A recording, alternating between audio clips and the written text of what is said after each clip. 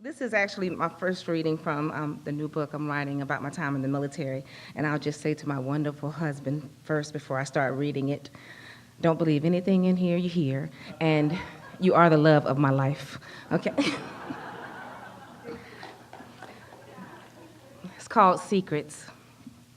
Fluorescent lights flickered atop the heads of fire guards posted at the front of the bay.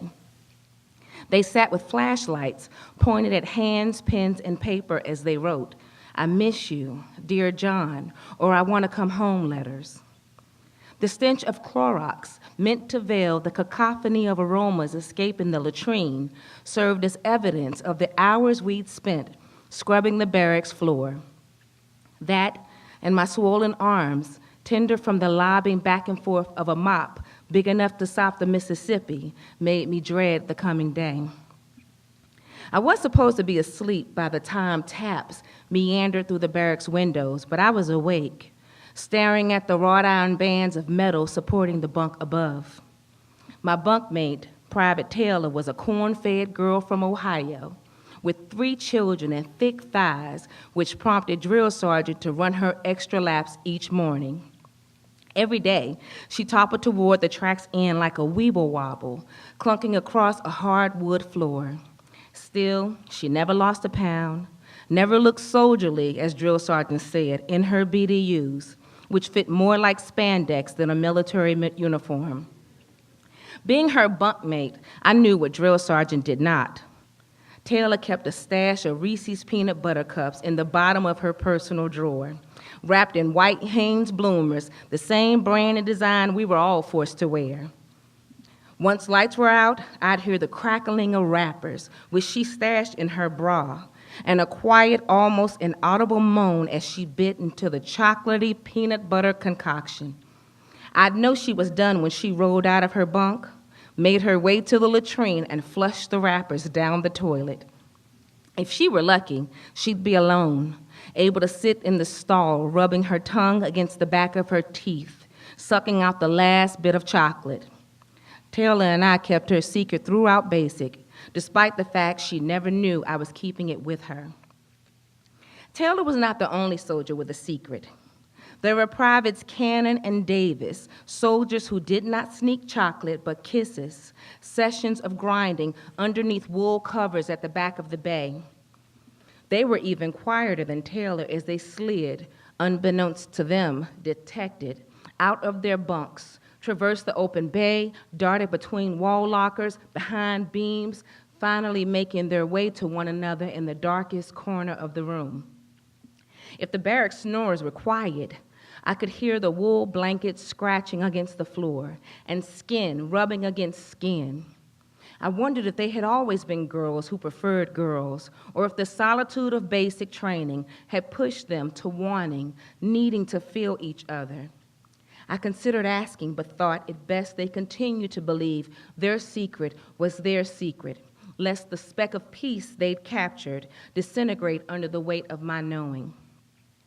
There was also Private Grant, a tall, husky redhead who looked like Annie on steroids. She'd been forced into her secret by me and my fellow soldiers on the 3rd morning of basic. We just finished PT, hours filled with a 3-mile run, push-ups with painful names like diamond, wide arm, and shoulder, and sit-ups that evolved into crunches, hello dollies, and the dreaded flutter kicks. Drill Sergeant had taken and renamed some of the most familiar childhood exercises in order to increase the level of pain we experienced.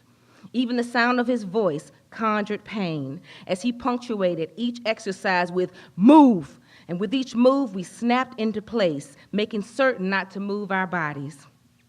One morning, Grant made the mistake of wiping her nose after Drill Sergeant's "move."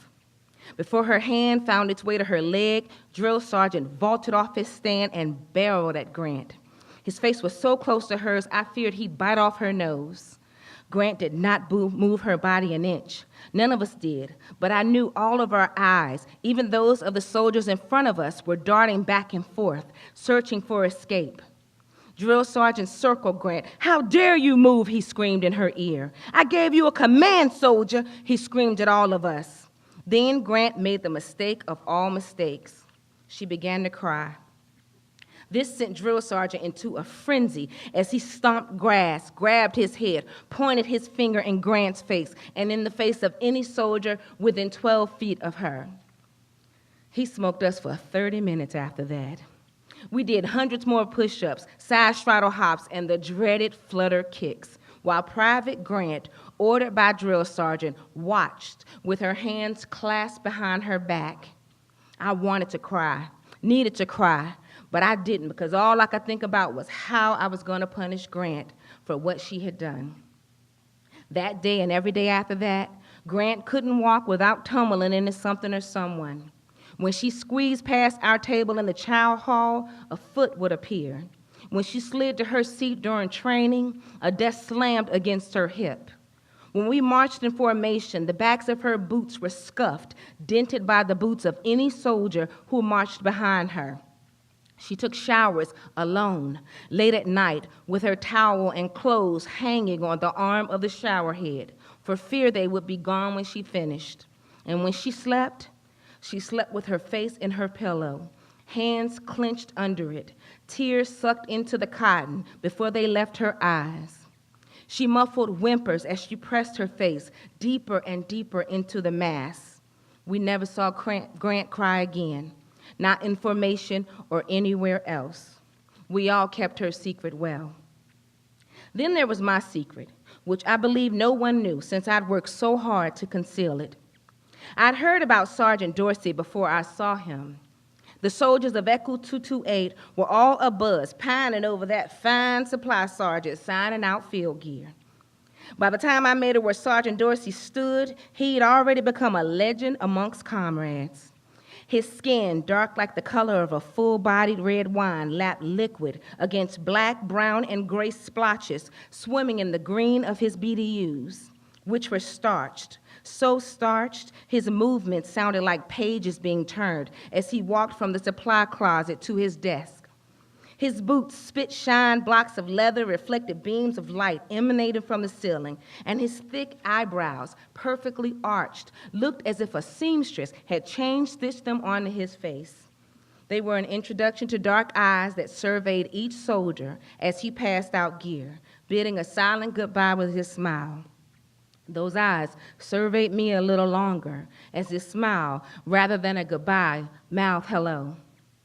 Later that night, Drill Sergeant told me I would be pulling CQ duty in the company headquarters.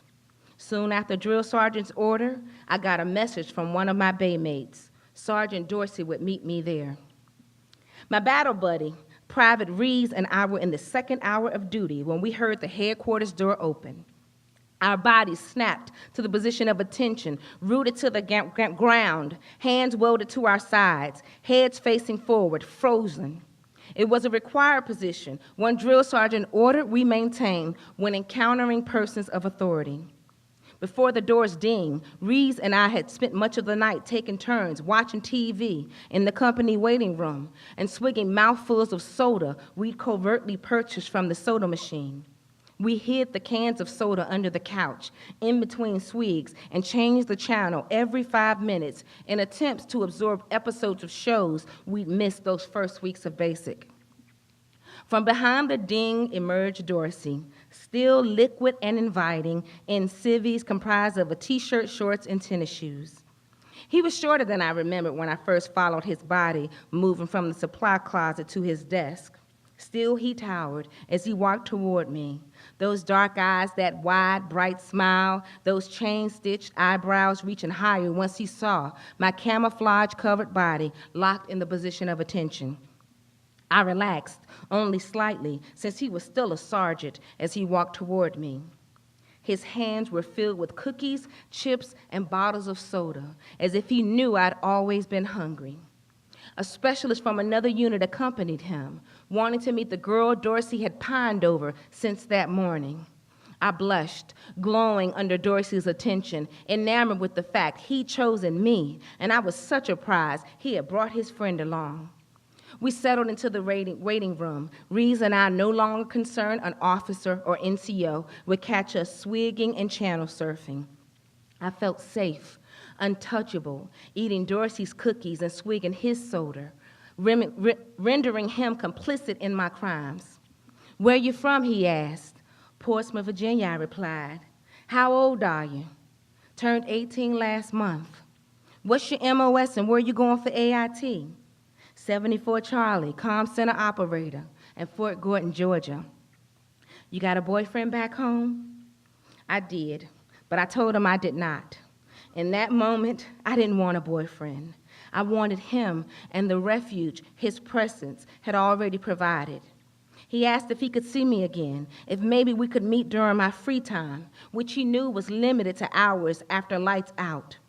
I attempted to remain cool, to act as if men like him, sergeants, always chose girls like me, privates. I stuttered, grinned, even sweated a bit as I assured him my free time had already become his time.